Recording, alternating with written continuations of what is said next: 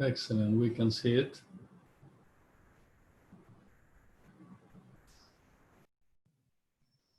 So my name is Nina, and I am presenting NMR spectroscopy. Good afternoon, everyone. To understand how it works, let's consider the simplest case.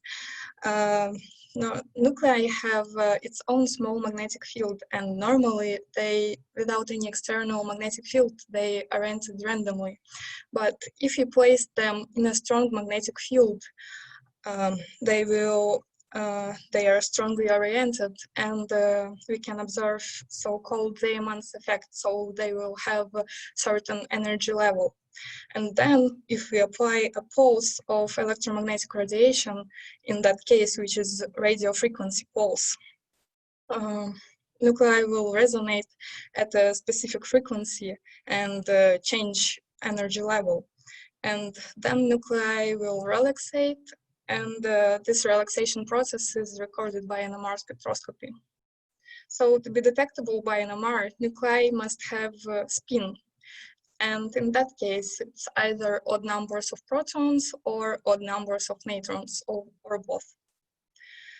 And as I mentioned, the relaxation process is recorded during NMR spectroscopy, and the data that we get is difficult to interpret, so we apply Fourier transform, and here is the resulting graph. So data that can be absorbed from, that can be retrieved from here is number of signals, chemical shift, integration, and splitting.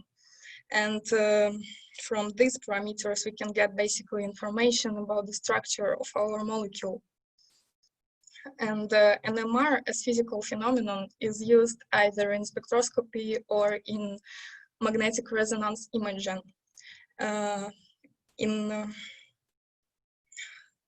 As spectroscopy, NMR spectroscopy is widely used in organic chemistry and molecular biology, and solid state NMR is used in polymer science, and MRI is very common in medicine.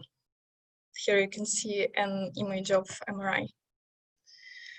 And as I told, NMR spectroscopy is widely used, and it's like a standard in organic chemistry to determine molecular structure. And also you can get magnetic isotopes ratio and molecular conformation, which is especially incredible for molecular biology to observe big molecules such as DNA or protein. And the atoms that are usually observed are hydrogen, carbon, and nitrogen, fluorine, phosphorus. And the resolution and price are highly dependent on the strength of the magnetic field. So for small frequency equipment, which is usually compact, non-cryogenic, and is used for small molecules, the cost is around $20,000. And for high resolution equipment, it can be extremely expensive, even $10 million. And this high resolution equipment is used for biomolecules and molecule conformation. And well-known manufacturers are Bruker, Varian, Joule, Magritech, and Anasizi Instruments. So that's all. Thank you for your attention.